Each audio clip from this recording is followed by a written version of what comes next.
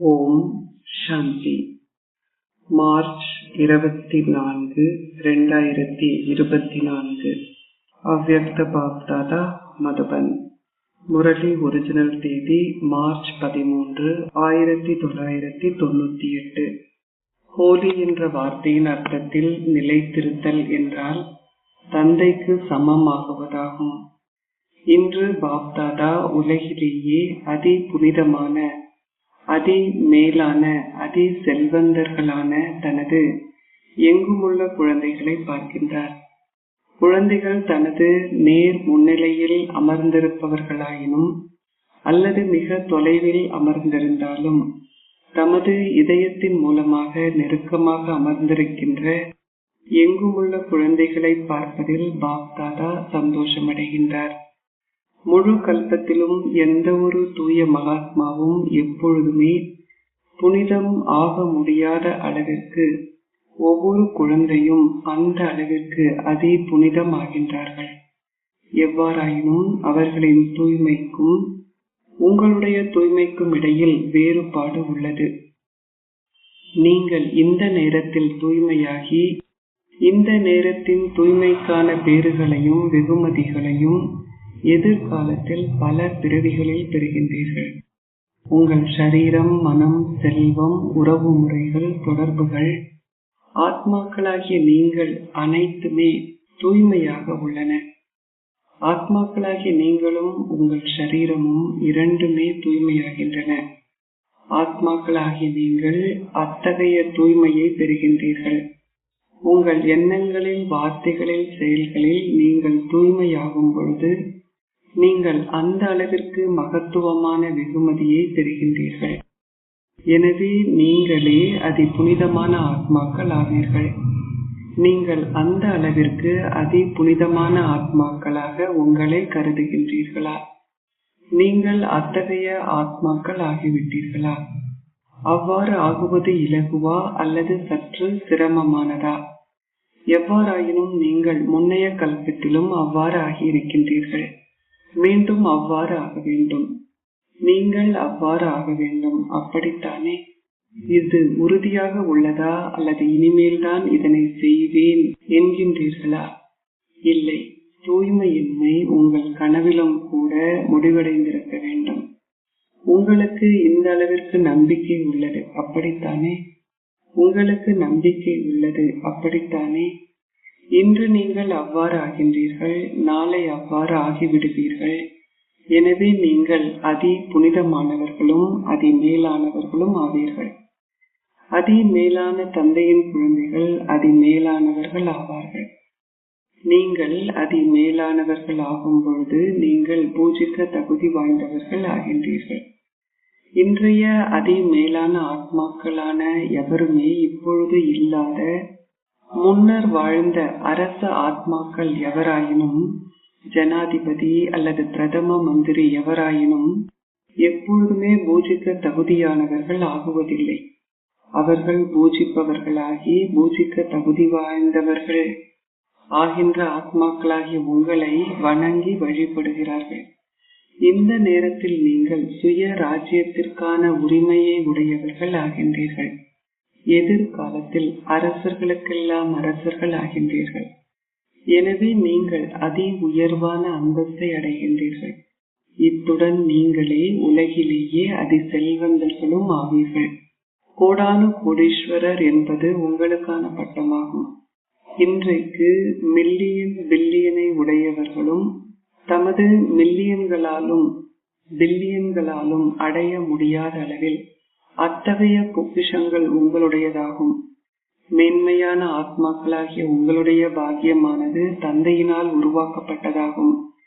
நீங்கள் எடுக்கின்ற ஒவ்வொரு அடியிலும் நீங்கள் பல மடங்கு மில்லியன்களை கொண்டிருக்கின்றீர்கள் என்ற அனுபவத்துடன் நீங்கள் அதனை பற்றி பேசும் அளவிற்கு அவற்றை கொண்டிருக்கிறீர்கள். உங்களுடைய ஒவ்வொரு அடியிலும் நீங்கள் பல மடங்கு மில்லியன்களையா அல்லது 100 மடங்கையா அல்லது 1000 மடங்கையா கொண்டிருக்கின்றீர்கள். மிக பெரிய மில்லியனர் ஒருவராலுமே இத்தகையதோர் வருமானத்தை ஈட்ட முடியாது. ஒரு அடி எடுத்து வைப்பதற்கு உங்களுக்கு எவ்வளவு நேரம் எடுக்கின்றது? நீங்கள் ஒரு அடியை எடுத்து வைக்கும் பொழுது அதற்கு எவ்வளவு நேரம் எடுக்கின்றது? ஒரு வினாடியே. அச்சா, 2 வினாடிகள் எடுக்கக்கூடும். ஒரு அடியை எடுப்பதற்கு 2 வினாடிகள் எடுப்பதாயினும் ஒவ்வொரு 2 வினாடியிலும் நீங்கள் பல மில்லியன் மடங்கை பெறுகின்றீர்கள். எனவே ஒரு நாளின் முடிவில் நீங்கள் எத்தனை பன்மடங்கு மில்லியன்களை பெறுகின்றீர்கள்? இதனை கணக்கிட்டு பாருங்கள். ஒரு நாளில் அத்தகைய வருமானத்தை ஈட்டக்கூடிய மில்லியனர்கள் எவரேனும் இருக்கின்றார்களா? இவ்வாறான எவரும் இருக்கின்றார்களா? எனவே நீங்களே உலகிலேயே மிகப்பெரிய செல்வந்தர் ஆவீர்கள். அப்படித்தானே? உங்களுடைய பொக்கிஷத்தை எவராலும் எரிக்கவும் முடியாது. எந்த தண்ணீராலும் அடித்து செல்லவும் முடியாது. எந்த கல்வராலும் உங்களிடமிருந்து கொள்ளையடித்து செல்ல முடியாது. எந்த ஆட்சியாளராலும் உங்களிடமிருந்து அபகரித்து கொள்ளவும் முடியாது. இந்த அதிமங்களகரமான சங்கமயுகத்தில் மாத்திரமே உங்களால் இத்தகைய பொக்கிஷங்களை அடைய முடியும். உங்கள் விழிப்புணர்வில் அத்தகைய சுய மரியாதை உள்ளதா அல்லது இல்லையா? பின்னால் அமர்ந்திருப்பவர்கள் தமது கரங்களை அசைக்கின்றார்கள். பின்னால் அமர்ந்திருப்பவர்கள் நீங்கள் சௌகரியமாக அமர்ந்திருக்கின்றீர்கள். அப்படித்தானே? நீங்களே உலகிலேயே அதி செல்வந்தர்கள் என்பதால் சௌகரியமாக அல்லாது வேறு எதுவும் இருக்க முடியாது. மிகப்பெரிய பல்கலைக்கழகத்திலும் கூட மாணவர்கள் இத்தகைய நாற்காலிகளில் அமர்ந்திருப்பதில்லை. எவ்வாறாயினும் நீங்கள் இளவரசர்கள் ஆகப் போகின்ற யாசகர்கள். நீங்கள் யாசகர்களும் அத்துடன் இளவரசர்களும் ஆவீர்கள். அனைத்தையும் துறப்பது என்றால் ஒரு யாசகர் ஆகுவது என்று அர்த்தமாகும். அனைத்து பேறுகளையும் கொண்டிருப்பது என்றால் ஒரு இளவரசர் ஆகுதல் என்று அர்த்தமாகும். அனைத்தையும் துறக்காது உங்களால் இத்தகைய மகாபாகியத்தை பெற முடியாது. உங்கள் துறவரத்தின் மூலமாகவே உங்கள் பாகியத்தை நீங்கள் பெறுகின்றீர்கள். உங்கள் சரீரம், மனம், செல்வத்தை, உறவினர்கள் அனைத்தையும் துறந்திருக்கின்றீர்கள். இவை அனைத்தையும் நீங்கள் மாற்றம் செய்திருக்கின்றீர்கள்.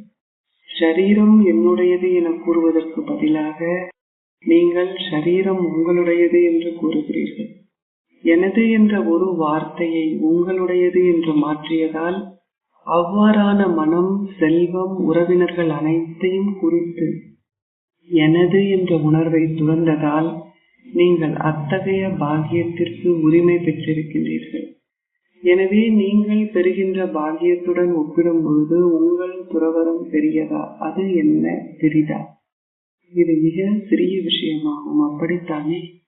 அல்லது அது மிகப்பெரிய விஷயமா? சில நேரங்களில் அது பெரிதாகின்றது. உங்களுடையது என கூறுவது என்றால் பெரிதான ஒன்றை சிறிதாக்குவதாகும். என்னுடையது என கூறுவதென்றால் சிறிய விஷயத்தை பெரியதாக்குவதாகும்.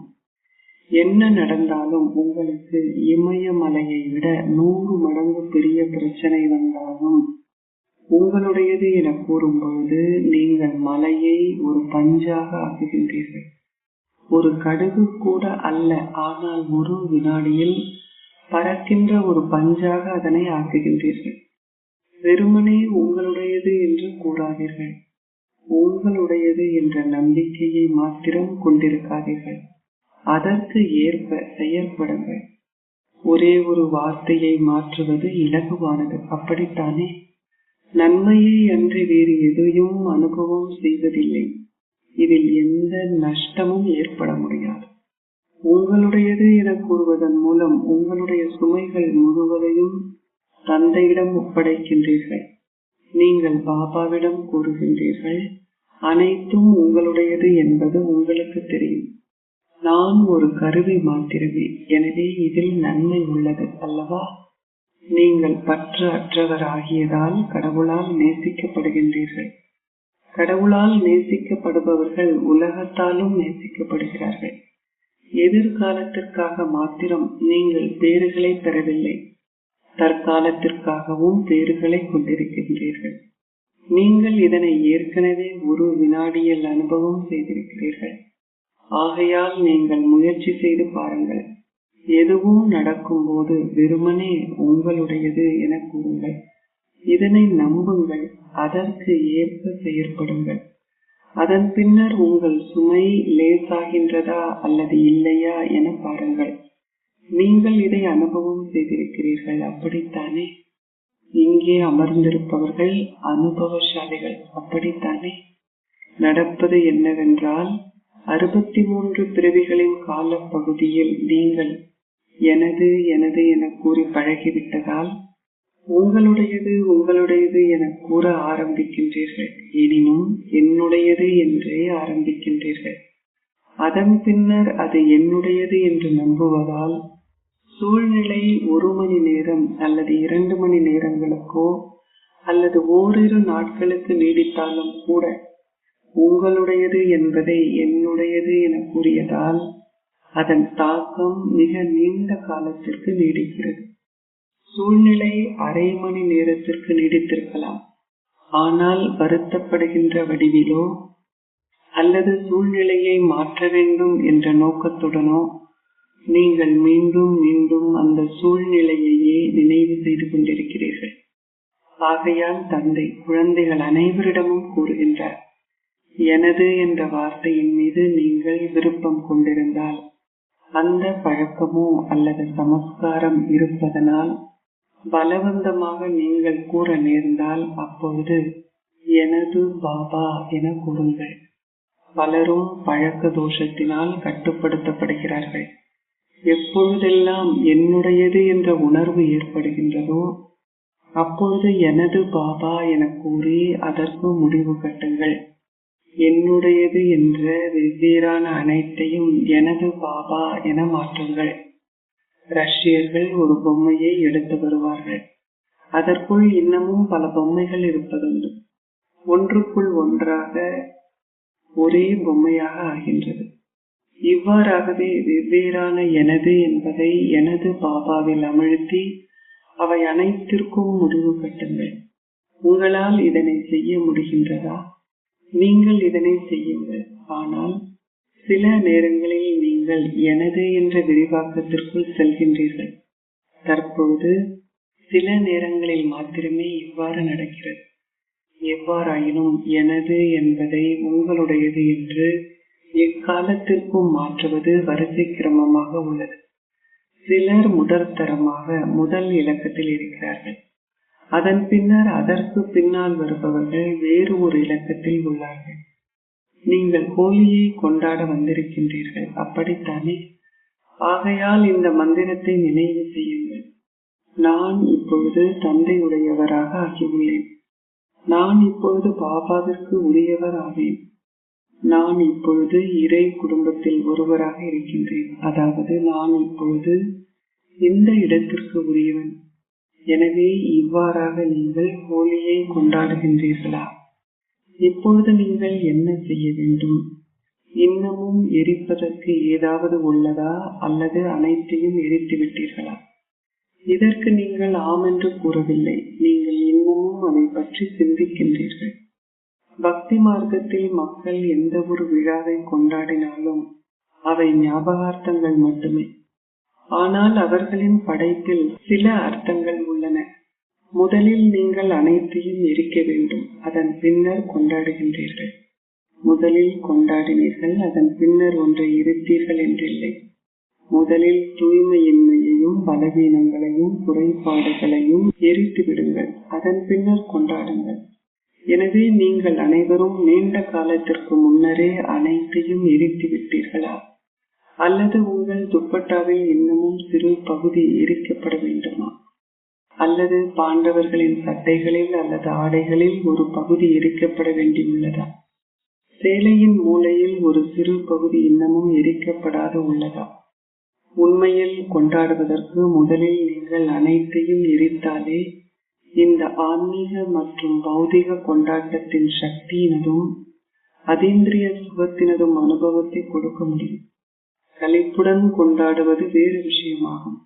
அதற்கு சங்கம யுகமே மகிழ்ச்சியை அனுபவம் செய்வதற்கான யுகமாகும். ஆகையாலேயே மக்கள் களிப்புடன் கொண்டாடுகிறார்கள். நீங்களும் அவ்வாறு செய்யலாம். நீங்கள் இவ்வாறாக விமர்சையாக கொண்டாடலாம். எனினும் கடவுளின் நிறத்தினால் நிறமூட்டப்படுவது என்றால் தந்தைக்கு சமமாகுவதாகும். இதுவே நிறத்தினால் நிறமூட்டப்படுவது என்று அர்த்தமாகும். தந்தை ஷரீரமற்றவரும் அவ்யக்தமும் ஆவார். எனவே ஷரீரமற்ற மற்றும் அவ்யக்த தேவதை ஸ்திதியை அனுபவம் செய்வது அவரின் நிறத்தால் நிறமூட்டப்படுவது என்பதாகும். செயலை செய்யுங்கள், ஆனால் அவ்யக்த தேவதையாக அவற்றை செய்யுங்கள். நீங்கள் விரும்பிய போது ஷரீரமற்ற ஸ்திதியை அனுபவம் செய்யுங்கள். இவ்வாறாக உங்கள் மனமும் புத்தியும் உங்களால் கட்டுப்படுத்தப்பட வேண்டும். ஷரீரமற்றவர் ஆகுங்கள் என உங்களுக்கு கட்டளையிடுங்கள். நீங்கள் அந்த கட்டளையை பிறப்பித்த உடனேயே நீங்கள் அவ்வாறு ஆக வேண்டும். அப்பொழுது நீங்கள் தேவதைகள் ஆகின்றீர்கள். நீங்கள் விரும்பிய ஸ்திதியில் உங்கள் மனதை ஒரு வினாடியில் நிலைத்திருக்க செய்ய வேண்டும். அதற்கு நீண்ட நேரம் எடுக்கவில்லை. 5 வினாடிகள் என்றோ 2 வினாடிகள் என்றோ நினைக்க வேண்டாம். உங்களால் அந்த கட்டளையை நிறைவேற்ற முடியவில்லை. எனவே உங்கள் மனம் உங்கள் கட்டுப்பாட்டிற்குள் இருக்கவில்லை. சூழ்நிலை எதுவாக இருப்பினும், சற்றும் தளம்பலானதாக இருந்தாலும், எத்தகைய தளம்பலானதாக இருந்தாலும், எத்தகைய தளம்பலின் மத்தியிலும் நீங்கள் ஸ்திரமாக இருக்க வேண்டும். உங்களுக்கு அத்தகைய கட்டுப்படுத்தும் சக்தி உள்ளதா? அல்லது மீண்டும் மீண்டும் ஷரீரமற்றவராக வேண்டும் என்று சிந்தித்துக் கொண்டிருப்பதில் உங்கள் நேரம் கடந்து சென்று விடுகின்றதா? தந்தை சில குழந்தைகள் எவ்வாறு தொடர்ந்தும் தமது தோரணையை மாற்றுகின்றார்கள் என்று பார்க்கின்றார். அவர்கள் நினைக்கிறார்கள், நான் ஷரீரமற்றவராக வேண்டும். அதன் பின்னர் அவர்கள் நினைக்கிறார்கள், ஆம், நான் ஓர் ஆத்மா, நான் ஒரு ஷரீரம் அல்ல.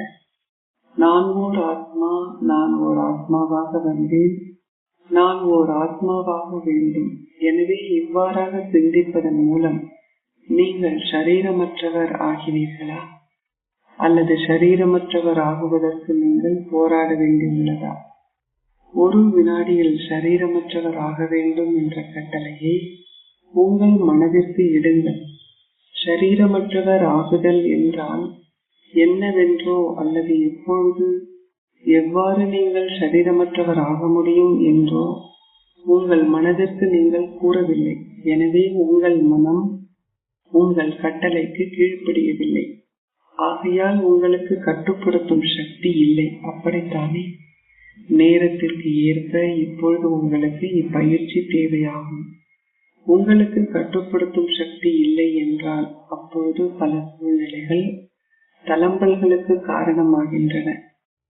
ஆகையால் நீங்கள் ஹோலி என்ற வார்த்தையை நினைவு செய்தாலே அதுவே போதுமானதாகும். ஹோலி என்றால் கடந்தது கடந்ததே. அத்துடன் ஹோலி என்றால் நான் தந்தைக்கு உரியவன். நீங்கள் வேறு என்னவாக ஆகியுள்ளீர்கள்? ஹோலி என்றால் நீங்கள் ஒரு தூய ஆத்மா ஆகியுள்ளீர்கள் என்று அர்த்தமாகும். ஹோலி என்ற வார்த்தையை நினைவு செய்து அதன் 3 அர்த்தங்களுடன் அதனை நினைவு செய்யுங்கள். அதனை பற்றி பேசிக்கொண்டு மாத்திரம் இருக்காதீர்கள். ஏனெனில் ஹோலி என்றால் கடந்தது கடந்தது. ஆமாம், கடந்தது கடந்ததே. கடந்ததை சிந்தித்துக் கொண்டிருக்கவோ பேசிக் கொண்டிருக்கவோ வேண்டாம். இல்லை, அதன் அர்த்தத்தில் ஸ்திரமாக இருங்கள். நீங்கள் இதனை சிந்தித்துக் கொண்டிருக்கும் பொழுதே அதில் ஸ்திரமாக இருக்கின்றீர்கள். நீங்கள் சிந்தித்துக் கொண்டிருக்கும் பொழுது அந்த சிந்தனையில் மாத்திரம் நீங்கள் மூழ்கிவிட்டீர்கள் என்று இருக்கக்கூடாது. இல்லை, நீங்கள் அதை சிந்தித்த உடனேயே அதுவாகி விடுங்கள், அதில் ஸ்திரமாகி விடுங்கள். பாப்தாதா அபியாசத்தை செய்வித்தார். இப்பொழுது நேரத்திற்கு ஏற்ப நினைவு செய்தலிலும் சதா சேவையிலும் ஈடுபட்டிருக்கின்ற கருவிகளாகிய நீங்கள் அனைவரும் சக்திமிக்க அதிர்வுகளின் வேகத்தை அதிகரித்து சுய மாற்றத்தின் மூலமாக உலக மாற்றத்தை ஏற்படுத்துங்கள். மக்களின் மனதில் துன்பமும் அமைதியின்மையும் மன விரக்திக்கான சூழ்நிலைகளும் எங்கும் மிக விரைவாக அதிகரிக்கின்றன. உலக ஆத்மாக்களை குறித்து பாப்தாதா கருணை கொள்கின்றார்.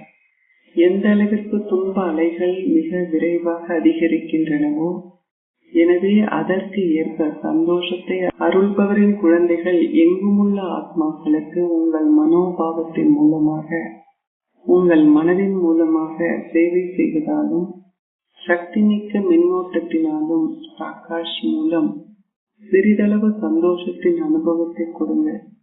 எவ்வாறாயினும் அவர்கள் தந்தையை அழைக்கின்றார்கள். அத்துடன் அவர்கள் பூஜிக்க தகுதியான ஆத்மாக்களான உங்களையும் ஏதோ ஒரு வடிவத்தில் அழைக்கிறார்கள். ஓ தேவ ஆத்மாக்களே, பூஜிக்க தகுதியான ஆத்மாக்களே, உங்கள் பக்த ஆத்மாக்களுக்கு சக்தி மிக்க மின்னோட்டத்தை சாக்காஷி கொடுங்கள். ஆத்மாக்களே, விஞ்ஞானிகள் கூட துன்பத்தை அகற்றுவதற்கு எவ்வாறான கண்டுபிடிப்பை உருவாக்கலாம் என்று சிந்தித்துக் கொண்டிருக்கிறார்கள். சந்தோஷத்துடன் அவர்களின் கண்டுபிடிப்புகளும் துன்பத்தை விளைவிக்கின்றன. எனவே அவர்கள் நிச்சயமாக எந்த துன்பமும் இருக்கக்கூடாது எனவும், சந்தோஷம் என்ற பேரு மாத்திரமே இருக்க வேண்டும் என்றே நினைக்கிறார்கள். எவ்வாறாயினும் அந்த ஆத்மாக்களுக்கு, விஞ்ஞானிகளுக்கு அழிவற்ற சந்தோஷத்தின் அனுபவம் இல்லாதிருக்கும் பொழுது அவர்களால் அதனை எவ்வாறு பிறருக்கு கொடுக்க முடியும்? எவ்வாறாயினும் நீங்கள் அனைவரும் சந்தோஷத்தினதும் அமைதியினதும் சுயநலமற்ற அன்பினதும் களஞ்சியத்தை கொண்டிருக்கிறீர்கள். நீங்கள் இவற்றை சேமித்திருக்கின்றீர்களா, அல்லது நீங்கள் சேமித்த அனைத்தையும் செலவழித்து விட்டீர்களா? நீங்கள் சேமிப்பவற்றை அப்போதே செலவழித்து விடுகின்றீர்களா என சோதித்து பாருங்கள். இந்த ஞான பொக்கிஷத்தை நீங்கள் எந்த அளவுக்கு பயன்படுத்துகின்றீர்களோ அந்த அளவிற்கு அவை அதிகரிக்கிறது.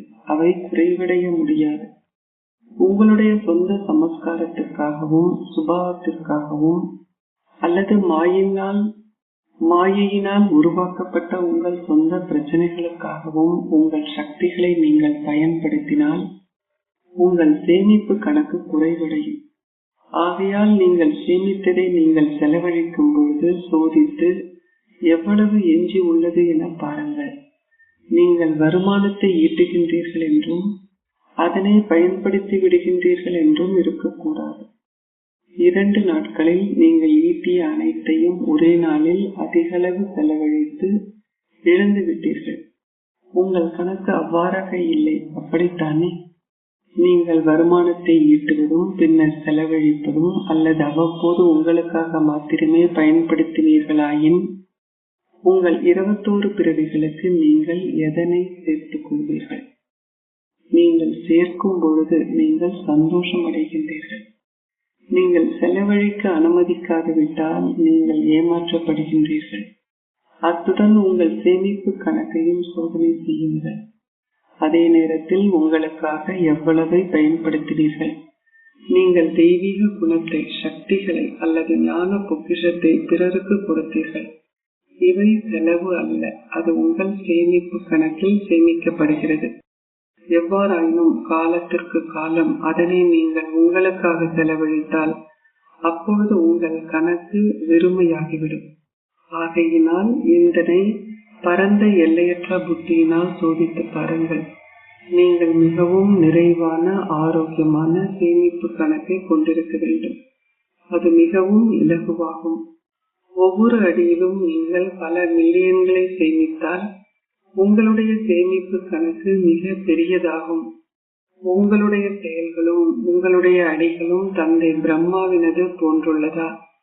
நீங்கள் அனுபவசாலிகள். நீங்கள் ஒரு நற்காரியத்தை செய்யும் பொழுது நீங்கள் சந்தோஷம், சக்தி மற்றும் வெற்றியின் வடிவில் உடனடி பலாபலனை பெறுவதால் நீங்கள் ஒளியாகவும் லேசாகவும் டபுள் லைட்டாக இருக்கின்றீர்கள். நீங்கள் தந்தையுடன் செயற்பட்டதால் நீங்கள் ஒளியாகவும் லேசாகவும் இருந்தீர்கள். நீங்கள் எந்த பாவ காரியங்களையும் செய்தால் உண்மையில் அப்பொழுது காலம் கடந்து விட்டதால் நீங்கள் எந்த பாவ காரியங்களும் செய்யக்கூடாது. ஆனால் நீங்கள் வீணான எண்ணங்களையோ வீணான செயல்களையோ செய்தால், வீணான வார்த்தைகளை பேசினால் அல்லது வீணான உறவுகளும் தொடர்புகளும் இருந்தால் அவை உங்களை அதிக அளவு ஏமாற்றும். அத்துடன் அதற்காக நீங்கள் நீண்ட காலத்திற்கு வருத்தப்படுவீர்கள். அப்பொழுது நீங்கள் கொண்டிருக்கின்ற சகவாசத்தினால் நீங்கள் நிறமூட்டப்படுகின்றீர்கள். சில குழந்தைகள் மிகவும் சாதுரியமானவர்கள். அவர்கள் தாம் அவ்வாறான சகவாசத்தில் இருப்பதில்லை என்றும், ஆனால் மற்றவர்கள் தம்மை விட்டு வைப்பதில்லை என்றும் கூறுகிறார்கள். எனவே நீங்கள் எவ்வாறு மிகவும் தொலைவில் விலகி இருக்க வேண்டும் என்பது உங்களுக்கு தெரியாதா? ஒருவர் தீயது எதையாவது கொடுத்தால் நீங்கள் ஏன் அதனை எடுக்கின்றீர்கள்? பெற்றுக்கொள்பவர் அதனை ஏற்காது விட்டால் கொடுப்பவரால் என்னதான் செய்ய முடியும்? ஆகையாலேயே வீணான உறவு முறைகளும் தொடர்புகளும் கூட உங்கள் கணக்கை வெறுமையாக்க முடியும். அந்த கணத்தில் உங்கள் மனசாட்சி உறுத்தினாலும், அதனை நீங்கள் செய்யக்கூடாது என உங்கள் இதயம் உணர்ந்தாலும், நீங்கள் கூடாது என்றாலும் இருப்பினும் நீங்கள் செய்கின்றீர்கள். நீங்கள் செவிமடுக்க விரும்புவதில்லை, எனினும் அந்த நபர் ஏதோ ஒன்றை கூறினார். ஆகையால் உங்களால் என்ன செய்ய முடியும்? எவ்வாறாயினும் நீங்கள் உண்மையிலேயே முயற்சியாளராயின் நீங்கள் வீணான செயல்களை செய்ய மாட்டீர்கள். நீங்கள் கவனக்குறைவாக இருந்து அதனை பற்றி சிந்திக்காது சௌகரியமாக தூங்கிக் கொண்டிருந்தால் நீங்கள் திரேதா யுகத்திற்கே வருவீர்கள். எவ்வாறாயினும் நீங்கள் உண்மையில் முயற்சி செய்தால் அப்பொழுது அந்த கணத்தில் இதனை நீங்கள் செய்யக்கூடாது என உங்கள் இதயம் உணர்ந்து உங்கள் மனசாட்சி உறுத்தும். எவ்வாறாயினும் நீங்கள் கவனத்தில் கொள்ளாது அதனை செய்வீர்களாயின் பாப்தாதா கூறுகின்றார், இது அத்தகைய குழந்தைகளின் அற்புதமாகும். அவர்கள் தமது மனசாட்சிக்கு விரோதமாக தொடர்ந்தும் செய்கிறார்கள். அவர்களின் மனசாட்சி உறுத்திய போதும் அவர்கள் தொடர்ந்தும் வீணானவற்றை கேட்டு வீணானவற்றை செய்கிறார்கள். எனவே அவர்கள் சக்தி வாய்ந்தவர்கள் ஆகின்றார்கள். ஆகையால் மிக கவனத்துடன் வீணானவற்றை சோதியுங்கள்.